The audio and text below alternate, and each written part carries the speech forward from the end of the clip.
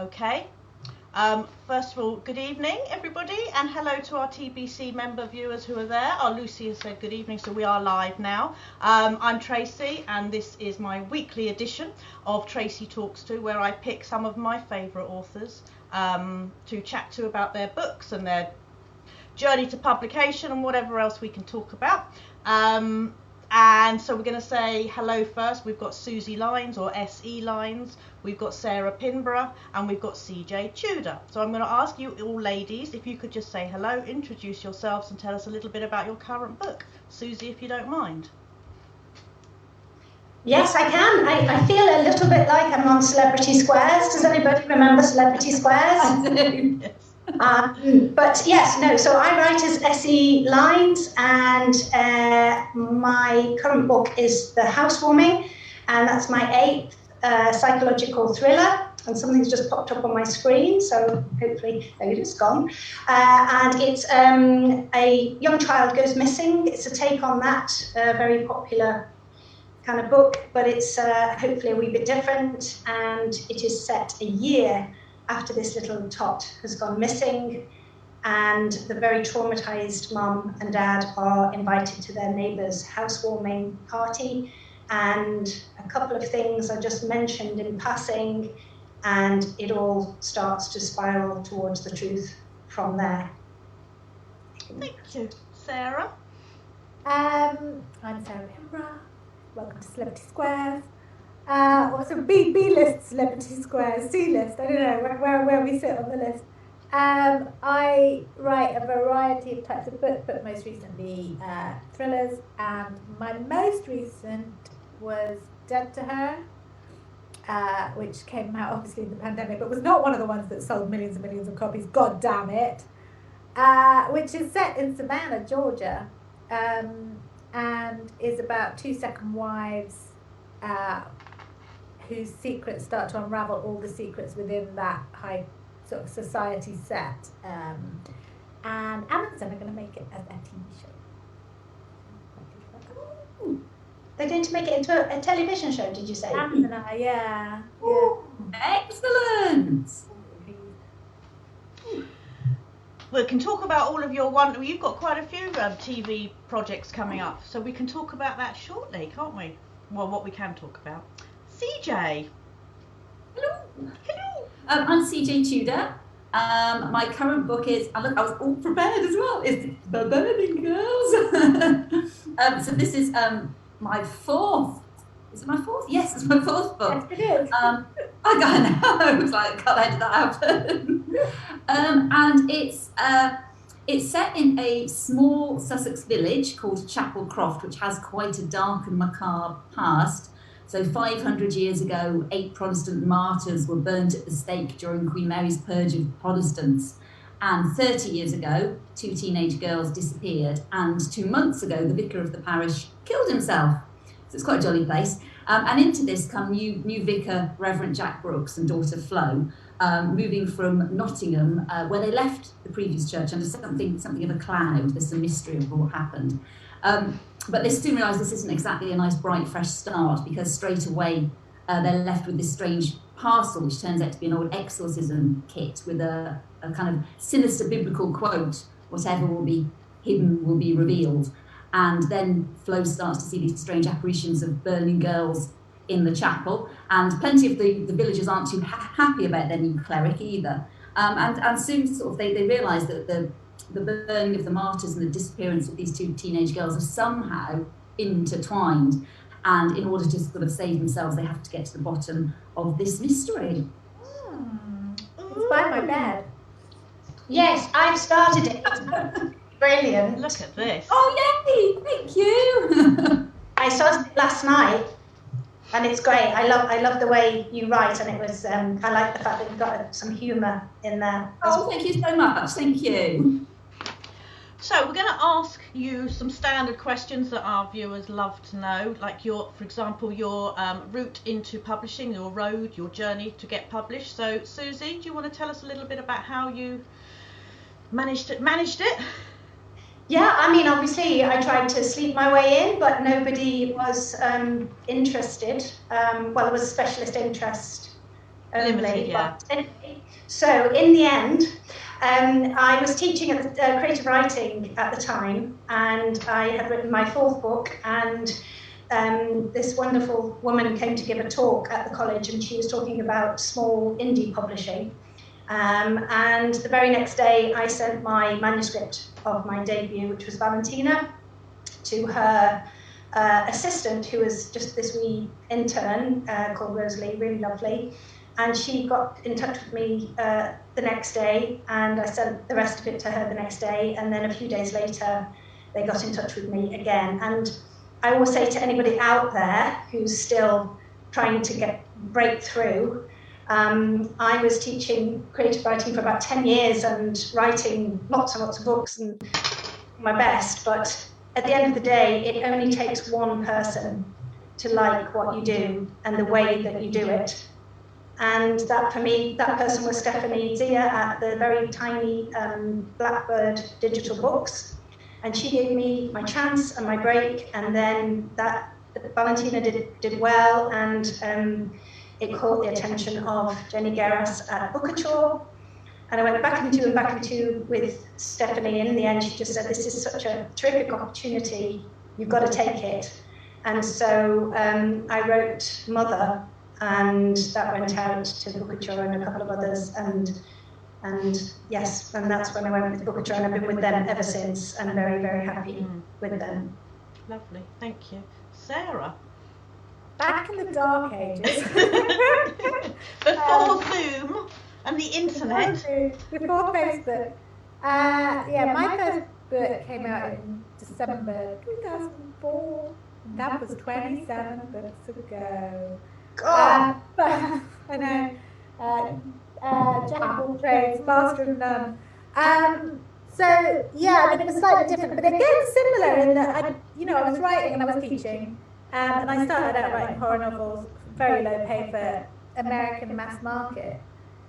So my first 6 books didn't even come out in the UK. They just come out in America, and then from there basically I just climbed my way, clawed my way up the ladder, moving publishers and doing different things, and then finally Natasha Barden at Harper basically said to me, "We think you could be published better. You've got a real commercial vibe. We don't think you're getting published right." And then I pitched Behind Your Eyes, and obviously they, what was really lovely about them was that they didn't pay me. Like you see like debut deals always in the paper, like, oh, they got all this money for their first book. Because my sales were not great before Behind Your Eyes, they were like, they could only pay me a certain amount, but they gave it the marketing as if they'd spent a fortune on it. So they really got behind the book, and I will forever be grateful. Well, we can talk about that book later on, because it's I think it's certainly one of my favourites, and I know it's one of the favourites. It's Marmite. Well, but it's just it's the tagline. It's the the WTF that ending, isn't it? I mean, it really was. Yeah, I mean, we can beep out or we can swear. We're adults. It doesn't matter. It's over. It's fine. But yeah, we'll talk about that book shortly then. Okay. And CJ. It was genius. It was genius. It was genius. You just made everybody want to read it. I mean, I love it. But I think it's better, isn't it? Like you're saying, a way to have Marmite, have people talking about it. So how did you come from being a dog walker to Stephen King's favourite? One of their favourite. You gave me a little mention, bless him, but that's enough for me. That would do me for my whole life, forever and ever and ever and ever and ever and ever. Well, actually, it was a long journey. I mean, I've been trying to write a book probably for well over 10 years, and it's a similar thing. I'd sort of got knockbacks and rejections, and I was doing other stuff as well, various things. I did voiceovers at one point. I was like doing freelance copywriting, and then I had a dog walking business. But I just couldn't quite seem to get that break. And I think sometimes there is definitely an element of luck and timing in it, because I had an agent probably about 7 years before the Chalk Man was published, and I'd written a book, and they kind of liked it, but they wanted to change it a lot. They sort of took me on the premise of like they were going to change it a lot. They wanted me to write a certain kind of way, I think. And ultimately, of course, that didn't work out, because I sort of wanted to write one thing, and they wanted to sort of push me in another direction, and it just, the book wasn't great, and then I didn't get anywhere near a publisher, and I decided to leave them because I felt that I wasn't enjoying what I was doing and it wasn't what I wanted to write. But they did tell me quite bluntly at the time that sort of what I wanted to write, which was kind of a bit of sort of horror-tinged thrillers, was not, nobody would publish it, nobody would be interested. And they may well have been right at the time, to be fair.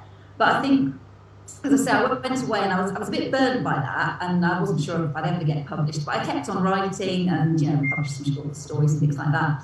And then I had the idea for the chalk man that sort of, came up, my little girl getting a box of chalks for her birthday. And it just seemed like a really good idea. I thought I could have a lot of fun with it. But I sent it off with no expectations because I'd had a lot of rejections by that point. But I sent it to Maddie, my agent now, Madeline Milburn, and they loved it. And they did want me to do some rewriting on it. So I went and did a second draft on it. And then to my amazement, they took me on. Every step of the way has been kind of to my amazement, because even then I didn't actually think it would get to a publisher, because I kind of knew that still didn't necessarily happen, but it did, and I was incredibly lucky.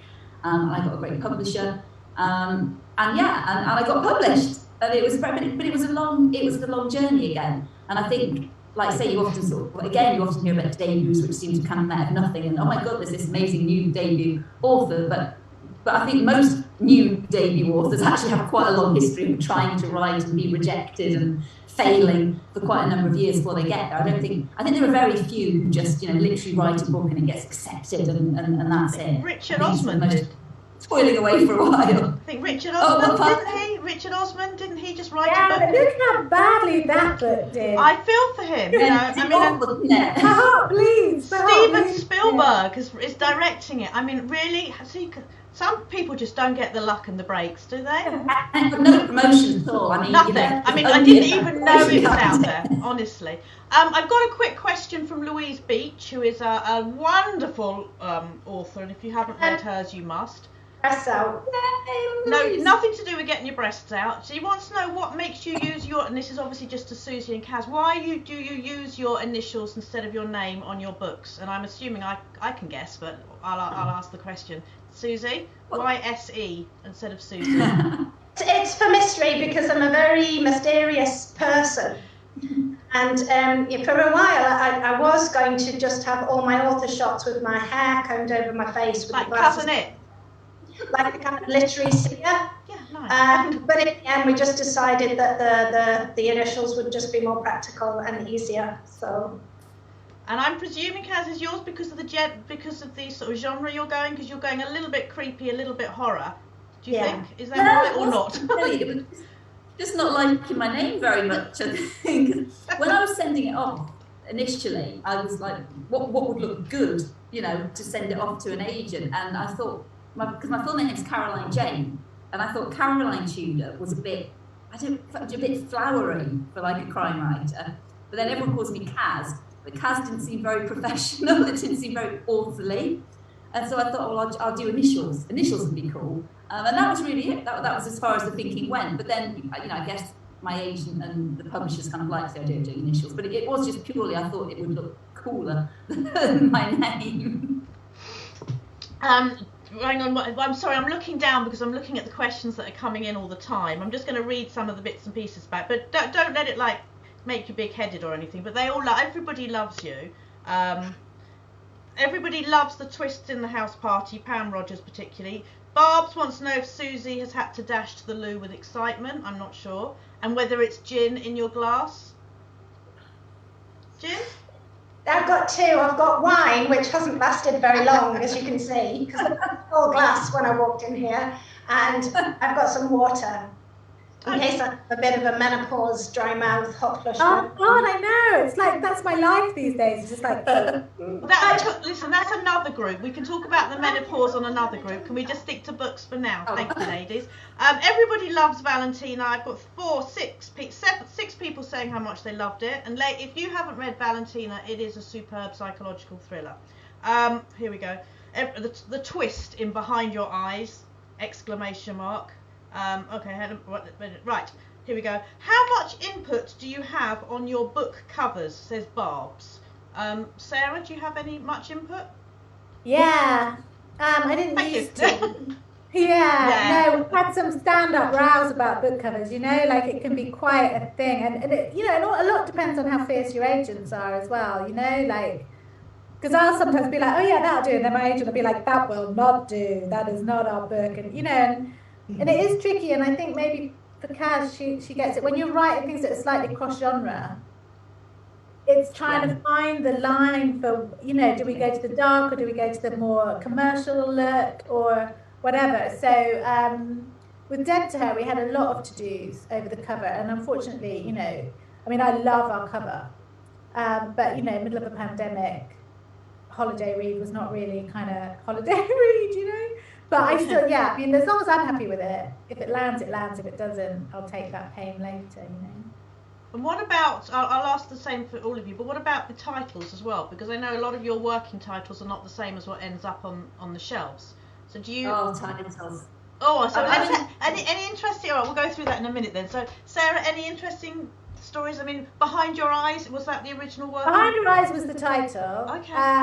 Dead to Her was called Savannah, and it was considered to women's fiction. Yep. But the TV show will be called Savannah, which wasn't what didn't even come from me. That came from Tracy Oliver, who's you know producing it for Amazon, and they changed it to Savannah. And I was like, oh my god, we had so many. It took us like, I mean, the amount of conversation about that title. And in the end, my agent was like, Dead to Her, and we were like, that'll do. Yeah. Susie, do you, I mean, I know Bookerture are wonderful. Do they give you good advice on the on the covers and the book titles, or do you? Yeah, we don't have any input or control over that, and they did great covers though.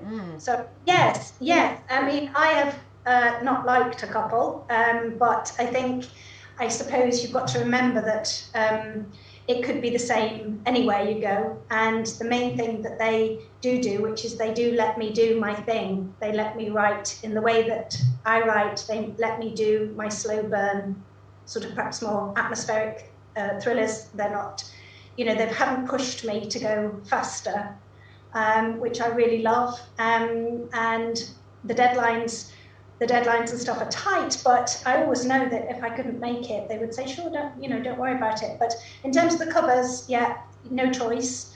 The proposal I really wanted to call, something really memorable. I'll come back to it.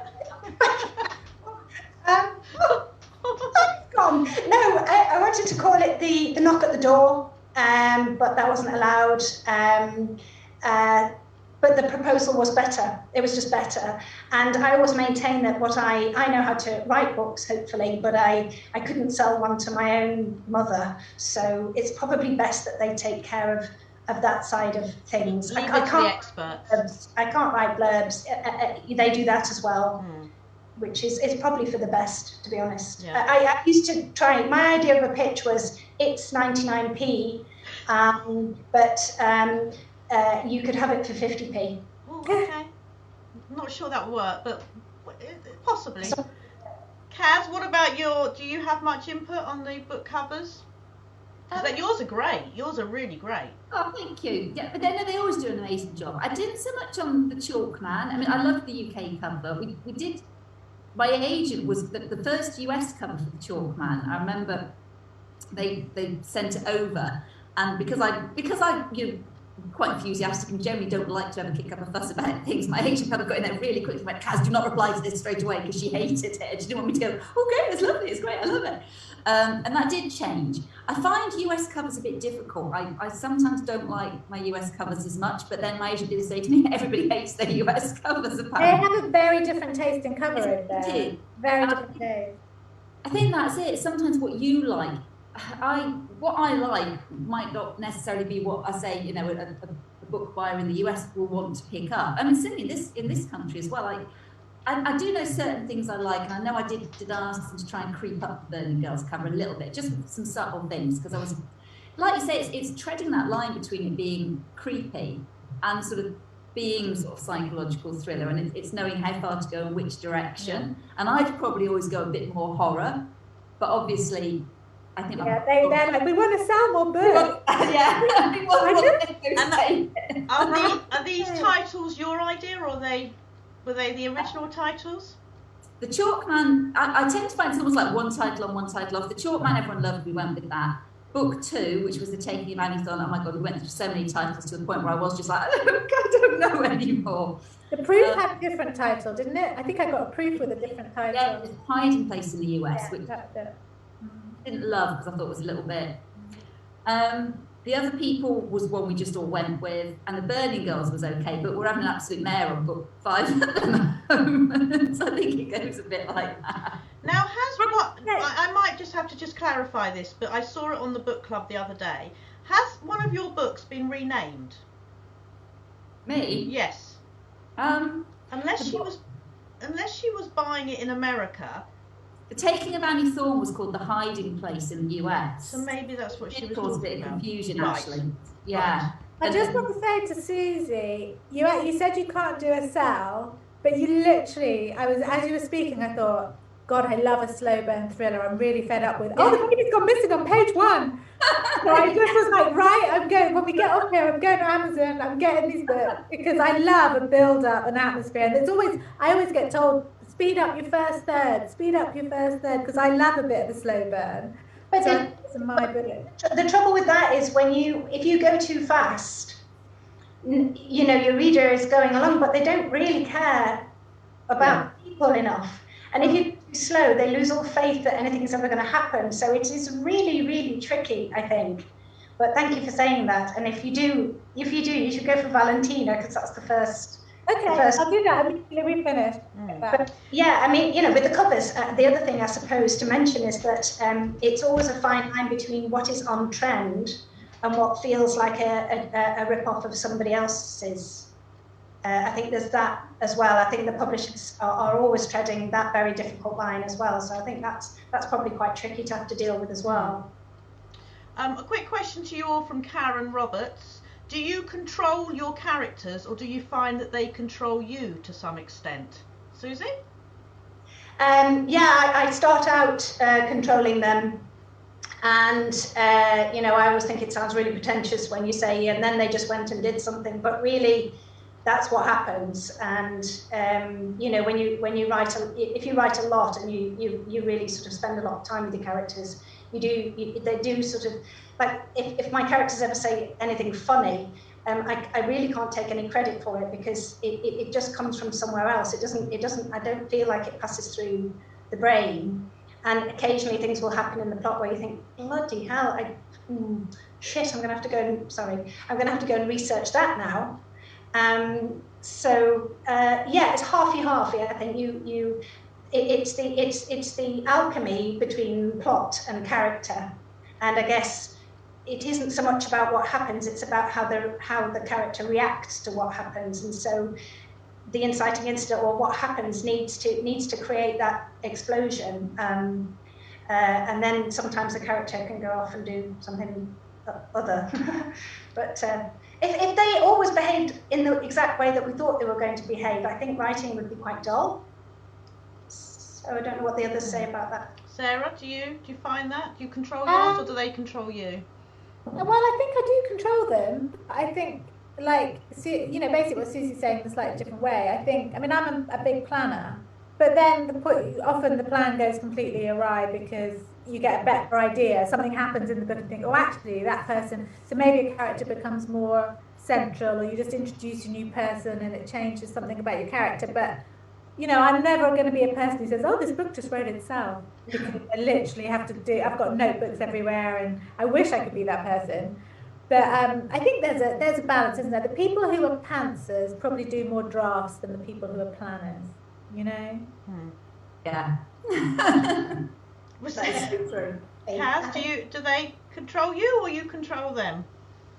I definitely control them, but it's the same thing like you say. I am a pantster, and it's true. There's not like an easy way to write a book. It's not easier if you plan, you're quite methodical and get it all sort of in place. If you're a pantster, you just go back and do that later. Basically, you just get all this stuff down, and then have to go back and put it all in place. But yeah, I think sometimes you do find that you start writing a character, and then like say partway through you have an idea and it takes them in a different direction, or sometimes you think actually no, perhaps they wouldn't do that, and or else I should write that a different way, because you know they grow as you write them.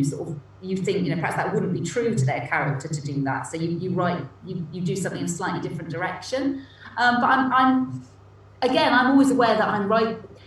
The characters kind of have their own little lives and they feel sort of very real, but I'm always aware that I'm writing them. It's not a case of they, this kind of, I don't enter this zone where the characters kind of go and just do everything and I'm just in the writing zone. Because quite often I'm in the writing zone while I'm helping Betty with her maths at the moment. So I'm always aware I'm writing them. But yeah, I think they do take on a life of their own, but you point them in different directions. But again, I think you're very aware that you don't want to sort of be so enslaved by the plot that you make your character do something where the reader's going to go, well, that was stupid. They wouldn't have done that. It completely contradicts what they've been like throughout the book so far. That makes sense. We've all read a book or watched a film where we go, that character would never do that. Why did they do that? So that's what you don't want to happen, I think. Now, someone's just asked, Barb's has just asked a question about TV, which is actually going to link in quite nicely, because I'm actually going to speak to you, Sarah, if you don't mind, sorry, I've got an itchy nose here. So professional. So according to a little bio I read here, we've got Behind Her Eyes, which is the ending. That's now being that's going to be airing in when? It's in Netflix, on Netflix, or when? It's Netflix. I can't give an exact date. This year? Very soon. Very soon. Have you seen it? Yes. Is it? Okay, we'll talk about that in a second. Hang on. So we've got Behind Her Eyes.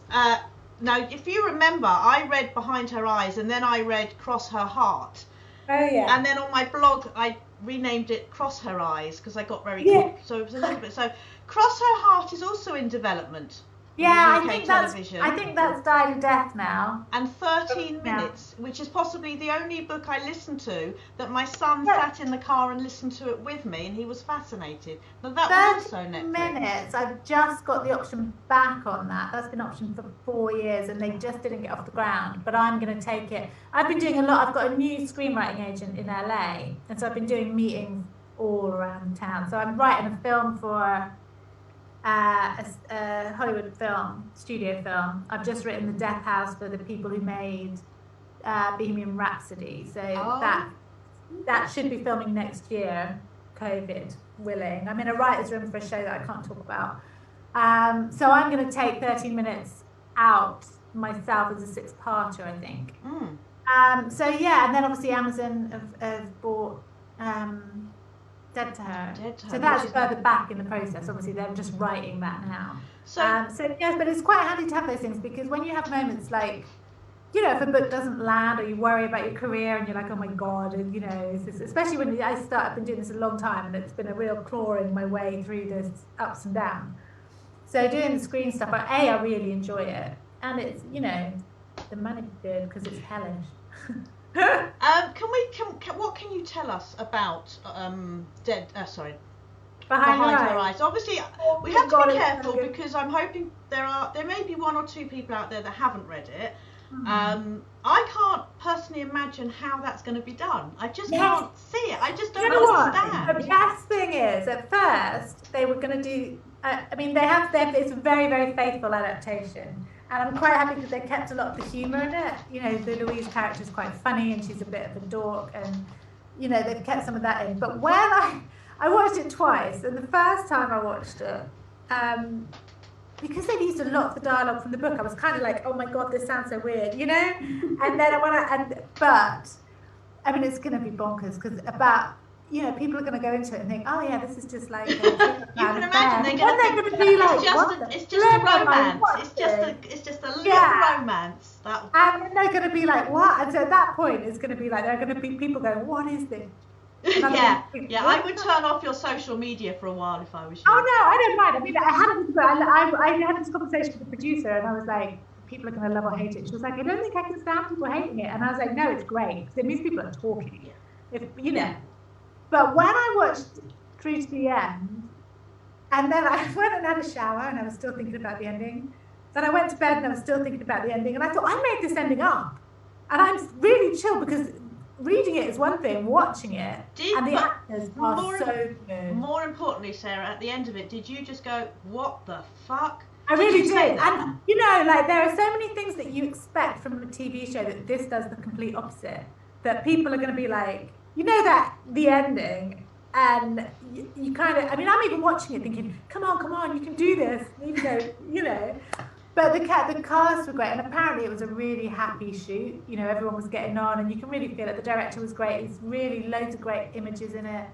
But yeah, I was really worried about watching it because it was 2020, and I was like, if this is crap, I'm going to have to practice my, it's great, you know, I've taken the money kind of thing. And I just thought it'd be peak 2020 if I've got nothing to look forward to because it's awful. But oh my God, I was just so... Did you see any of it before? Did you like literally just see the whole thing when it was finished? Yeah, I saw the whole thing because Netflix are really tight, you know, like they're a machine. And so I've got a link which also linked to my IP address.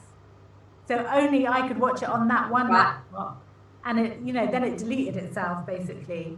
Oh my God. Yeah, and so they have a real machine, like a month before the PR cuts in, and then 2 weeks before it's everywhere.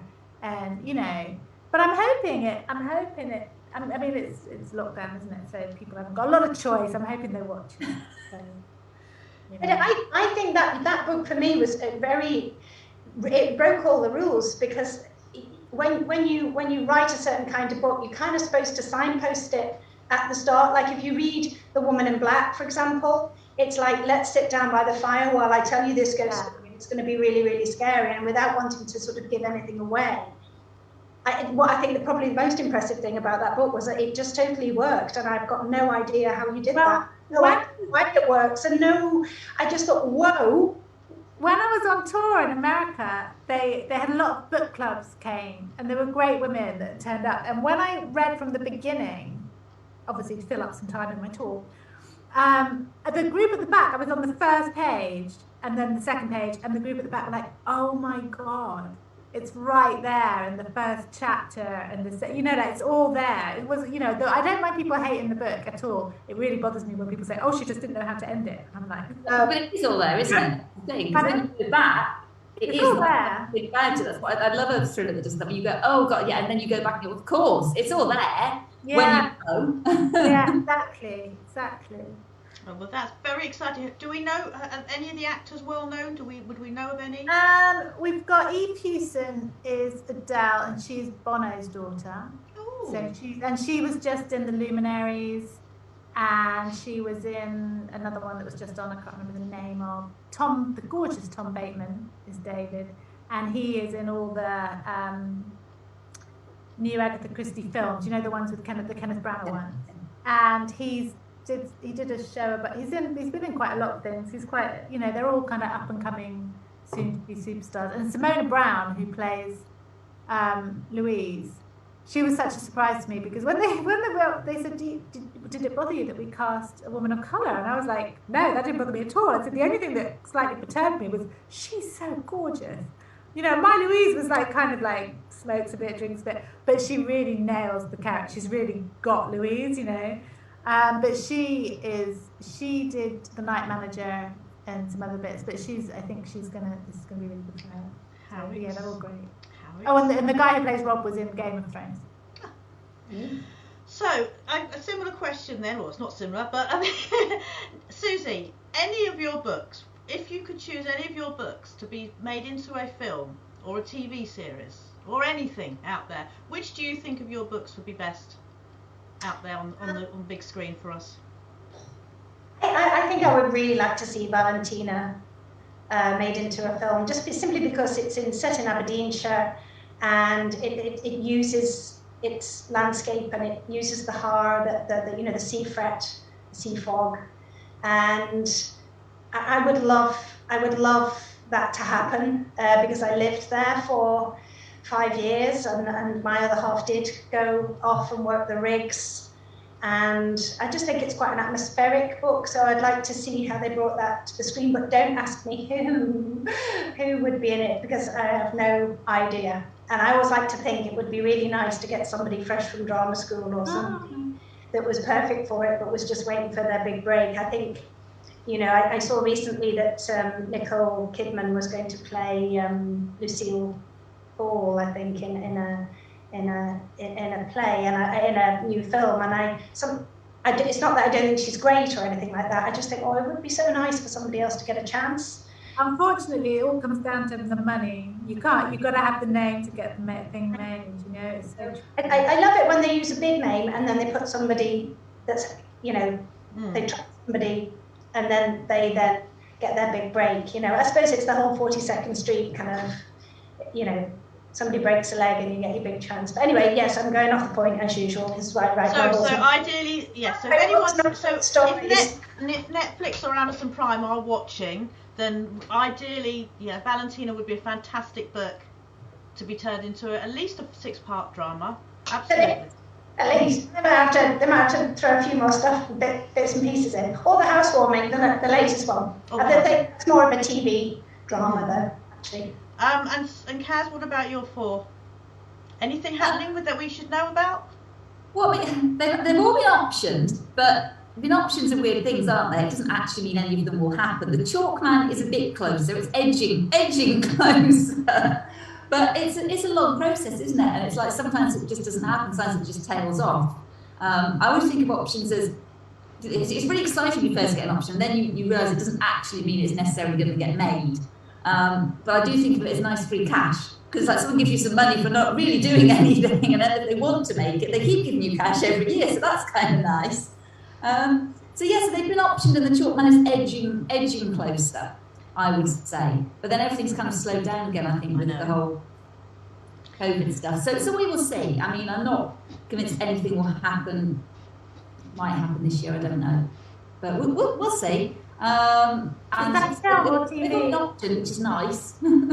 I bet is that film or TV, Chalkman? TV, yeah. They've all been optioned TV, which I think is the best place for stuff now. It just works so much better because it just gives you that more time to kind of do the whole thing with books rather than kind of cram it all into kind of 2 hours. But yeah, I mean, fingers crossed, it'd be nice. But I always say, I'd love to be able to write. I don't think I could write a screenplay or because I don't think my brain would work in that way. That's why I write books. So if anything got made, it'd be amazing. But I don't count on it, and it would be lovely if it did. But we shall see. In the meantime, it's nice to get an option because like the option money, I've always said we'll spend it on a holiday, we'll do something with that because it's kind of like, I think it was like free money, extra money. Lottery ticket money, isn't it? It's like a lottery ticket that someone gives you the money and then you've got to hope that something might actually happen. Exactly, yeah. So we'll see. Nikki Doherty wants to know do you ever worry that you will run out of ideas? Is that I'm presuming that is a big concern if you do. Kaz, do you ever worry about that, or have you got loads going up there? Loads going on in your mind? Whenever I say it's all good and I've always got loads, I always think, oh God, that's an age, right? But no, normally I'm always really unfaithful to what I'm writing because I've always got this lovely fresh new idea halfway through the book I'm doing. That lovely fresh idea that you haven't written yet, so nothing can go wrong with it, basically, that will be better than anything you've written before, and it'll be really easy to write and it'll be perfect. And so yes, I'm normally sort of partway through any book, I'm already thinking about the next thing I'm going to write. In fact, the book I'm writing now, in a weird way, wasn't the book I kind of wanted to write because I had what I thought was a cracking idea that I really wanted to write, but it was a bit different to the other books. So I kind of had another idea that I also liked, and we decided to go with that one next, but I do really want to write the other one next, if that makes sense, which would be book number 6. So I always have lots of ideas, and then sometimes some of them I think will work better as short stories than would be books and stuff, and other ones, I think would make a good book. So I've kind of got a couple of ideas in the running after the book that I'm writing now. So far, touch wood, no, not running out of ideas. Normally it's sort of like trying to work out whether it would work as a short story and they kind of pop up at odd times. And like I say, it's normally that temptation of the bright, new, fresh idea is the one you want to write because it often happens when you're like in the middle of like a book where it's getting a bit tough and you're like, oh God, I hate this book. I can't make it come together. It's just not working. And if only I could just abandon it and write something else.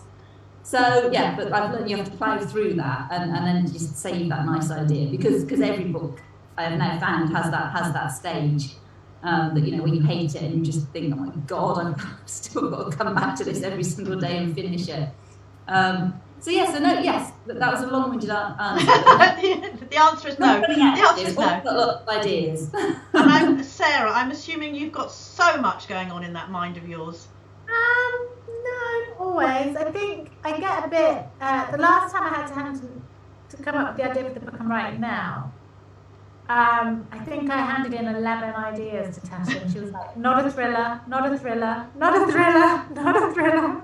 So I think when I was writing for Glance, and sounds crass, but getting paid a lot less, I could write pretty much what I wanted because they knew they could pay me X amount of money, they were going to get the money back. So you'd throw an idea and they'd go, yeah, that sounds okay. Whereas now it's so much more, you know, focused. But the next one, a bit like Kaz, I owe a YA book, and I've had my idea and I'm just going to write it. I'm not even going to show them an outline, and if they don't want it, then I'll sell it somewhere else. But because I get a bit, I came to success quite.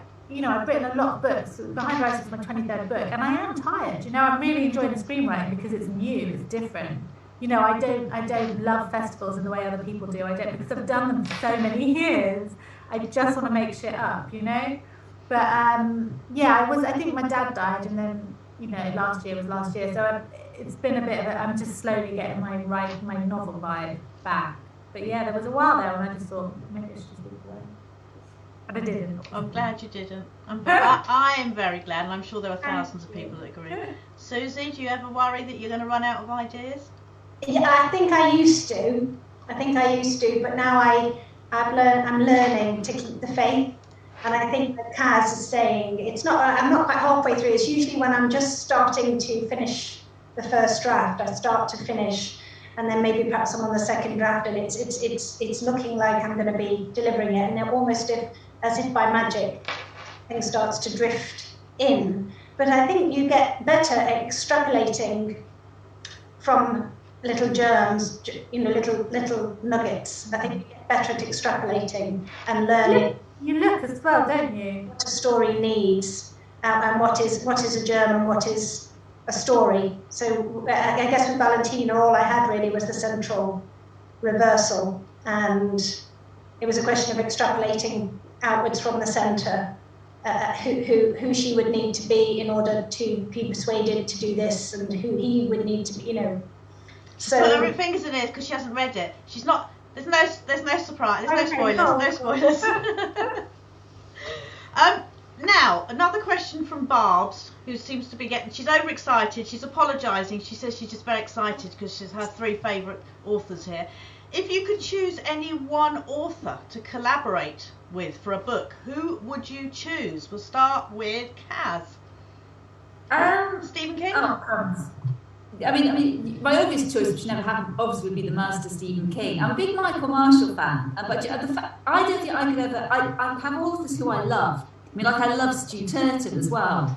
But obviously, writing a book with Stu Turton would be a nightmare because, for a start, it would probably take about 10 years. But I don't think I could collaborate with anyone really. Actually, you know, it's a lovely thought, but I couldn't write with anyone. However much I admire a writer or another author, I just couldn't do it.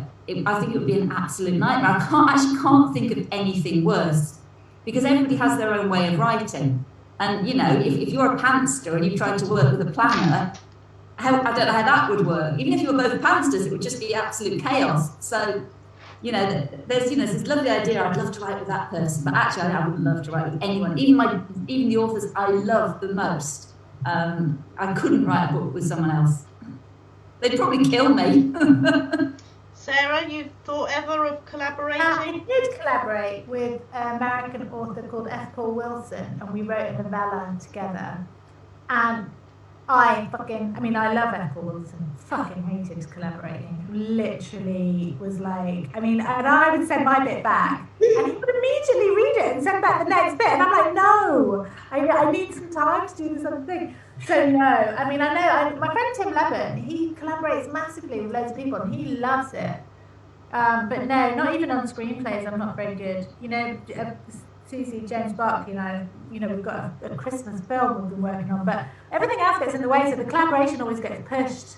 to the bottom of the list. So no, I much prefer, I'll take notes from producers all day long, but I don't think I could collaborate with another writer. It's too personal, isn't it? Yeah, I think it is, and I say everyone's got their different ways of doing stuff, and I think I'd probably drive someone mad, and then they drive me mad, and even if you like someone who started it, you probably hate them by the end of it. Susie, would you consider? I don't know. I think my natural position in life is, putting other people on pedestals and feeling like I've got a bit of a crush.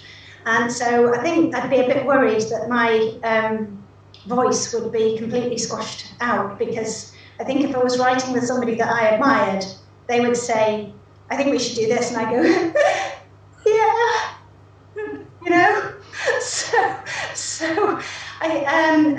I suppose if you were going to collaborate, you could pick somebody that you felt did what you don't do well. So in my case, it would be somebody that can get the fuck on with the story.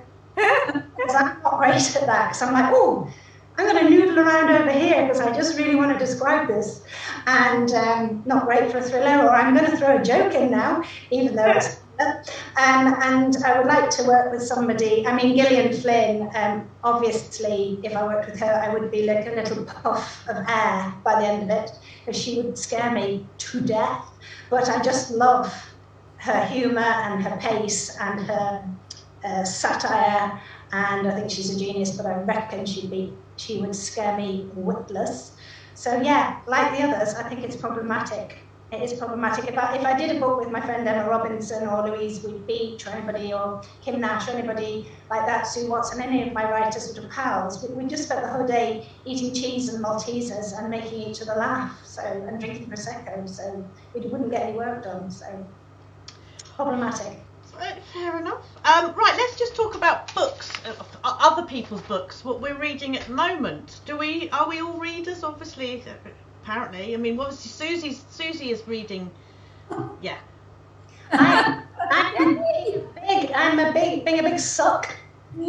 I'm reading this, which it's an arc, and I'm very short way in last night. And Kaz, you've come off the back of The Mirror and the Light by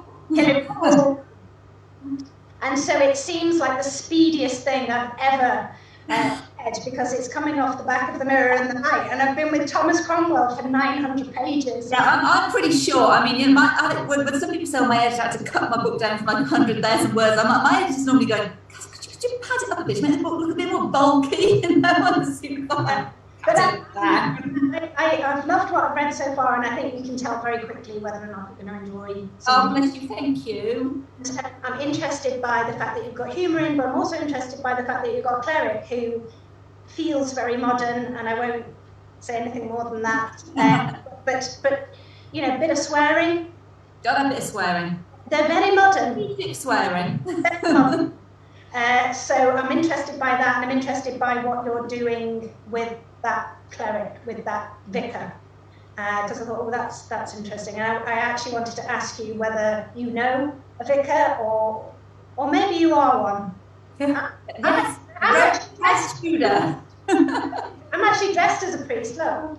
I'm so not religious, actually. So that's what was quite interesting to write. I did get in touch with this kind of slightly crazy, lovely vicar through Twitter, who gave me kind of background on just how parishes and churches and things run, really, to be honest. And he was really helpful. But it was interesting. It's quite interesting to write someone who's kind of not like you, but kind of make them real but convincing in sort of particularly religious convictions. I'm not at all religious, but I wanted to kind of make it feel convincing, even though they're not sort of stereotypical sort of fuddy-duddy vicar, if that makes sense. So that was quite fun to do, actually. People are saying we may have a problem with the recording. So I'm hoping it's okay. If not, you and I are all going to be chatting for another hour and a half tonight on another. But just bear that in mind. So I'm hoping we're okay. But I think it keeps crashing out, which is a bit of a problem. Is it on the Zoom thing where you only get a certain amount of time? No, I've got unlimited. Oh, but I think it's actually through Facebook, which is the problem. Okay. So it's saying that. I don't know. We'll carry. Well, we're going to be finishing shortly anyway. So we'll. Kaz, are you reading anything in particular at the moment? I'm just literally between books now, so I've just finished a couple. I've actually just finished the latest Stephen King. Is it the latest? Because he just writes so quickly, it's nice hard. No, I just finished If It Bleeds, which I got for Christmas, which I really enjoyed. And prior to that, what I read that? I've read quite a few things. I read Laura Shepherd Robinson's latest, which Daughters of Night, which again I loved. And one that's coming out this year, which I thought was cracking, by an author called P.J. Vernon, Bathhouse. And the editor pitched it to me as Gone Girl with Gaze and Grinder. This was the author's pitch, which has sold me quite frankly. It's really, really good, really fast-paced, really kind of packs a punch. It's excellent. I really enjoyed that. I've got, like everyone, I've got loads and loads piled up sort of to read. I've been a bit slow and a bit erratic with my reading. I think during lockdown, I've sort of things I normally would have picked up and read. I've been a bit like, I don't know, I'm not sure. But those are some ones I really enjoyed recently. I'm getting sort of back into, I want to read sort of more horror again. I've read a lot of psychological thrillers and I kind of, Wow. I, at the moment, am reading The Apparition Phase by Will MacLean. Now, I got sent a proof of this. Yes. Yeah, and I thought it was YA book, but it isn't. But you will like it because it's set in the 70s. Oh, so cool. Like, clearly, like, I'm like, oh, hello. And it's about a brother and a sister, and they create. Anyone who read all those like strange, those books like the paranormal and all that, those things with like all the stuff about spontaneous combustion in them and all that. Having this book of paranormal experience. Yeah. And they decided to fake a ghost photo, and within faking it, they sort of create something, and then the sister goes missing, and then when he's 17 he gets I'm reading it because I found that I just can't read proofs at the moment, and thrillers are just like, I'm getting halfway through thrillers that I know I'm really enjoying, but I'm just like, I just feel like I just want to break from what feels like the real world to me. So I keep trying to read it in bed, and then I'm like, nope, like they did a seance and they hear this bang and they all go upstairs. And then when they come back downstairs, all the chairs are on their backs. I was like, no, I'm not reading that in bed. So I'm reading it quite slowly, but I am really enjoying it. And I think it's, if you were fancying something new and creepy, yeah, then that one. I'm really into it. I think maybe that is that thing that's like, I feel similar, that escape from kind of life, stuff that's a little bit more out there, a bit more I'm feeling much more going back to horror at the moment. Not full on horror, but definitely sort of supernatural, weird, and this is pretty creepy. And then I'm going to do Piranesi, I think, my next one up. The new Suzanne Clark. She did Jonathan Strange and Mr. Noel and Jonathan Strange. Yes. So it's a new one, yeah, but it's only this big. So yeah, it's not that big. My technical guy's just come in, so we can just carry on talking amongst ourselves. This is being recorded, but apparently people on Facebook Live are saying it's crashing and they can't hear it. Anyway, are we allowed to talk about on upcoming, like I'm an author, your upcoming books? Are we allowed to talk about projects in the pipeline or not? Are we, Susie? What have you got coming up? Yeah, I guess, but I can't really describe it. I haven't got very loose, and also I haven't got a title apparently either. So. I can talk about. My working title is Sister Sister, and it's about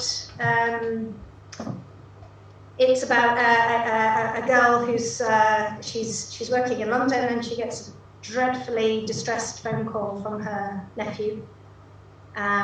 That something terrible has happened to her sister and her husband, and so she's called from London to Dorset, and so it's set in the Isle of Purbeck on the coast, and it is a psychological thriller, but like most of my stuff, it's therapizing the things that are bothering me. So where the housewarming was thematically, I suppose, about community, because I wrote it during the first lockdown. It was about community and how we're all interconnected and where selfishness gets us and things like that. This time I think it's about separation and being forcibly separated from somebody, in this instance through death. So. Okay, thank you. Sarah? not give too much away. I'm trying to be careful what I say. It's in the vein of Behind Her Eyes. It's a sleep-related thriller. About trauma and inherited madness.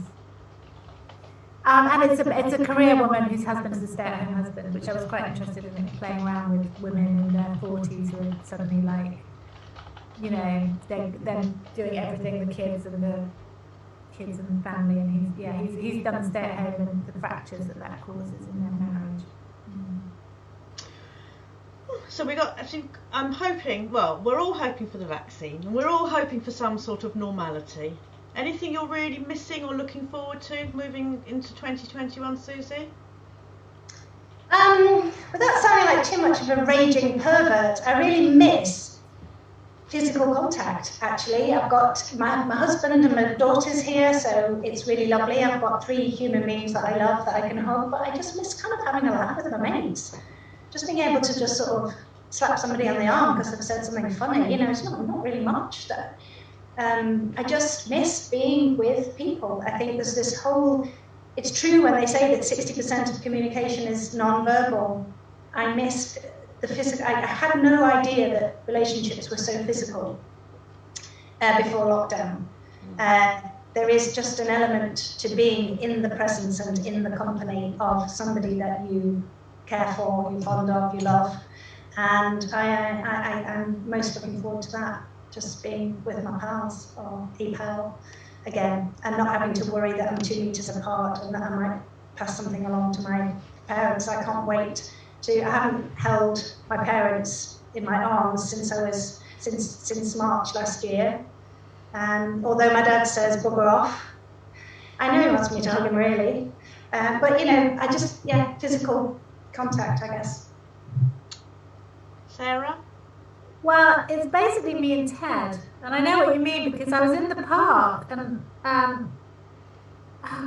it was a while ago, it was before the second wave really hit. And Ted's best mate, Percy, his owner, Pat, is in her 70s, so I'm always very cautious about the distance. But the dogs have got tangled in something, and when you suddenly realise you're closer than 2 meters, and she touched my arm. And 2 things. The first thing was like, don't fucking touch me, Pat, I could kill you. Like I was radioactive because I literally don't leave my house. And also it was just so weird to be touched because obviously it's literally me and Ted. That's it. So, I've got my mum and my sister in my bubble, but I don't go there very often. My mum's getting her jab on the 21st. And when I go there, I don't touch them because I'm just trying to be as, careful as possible. So I think, I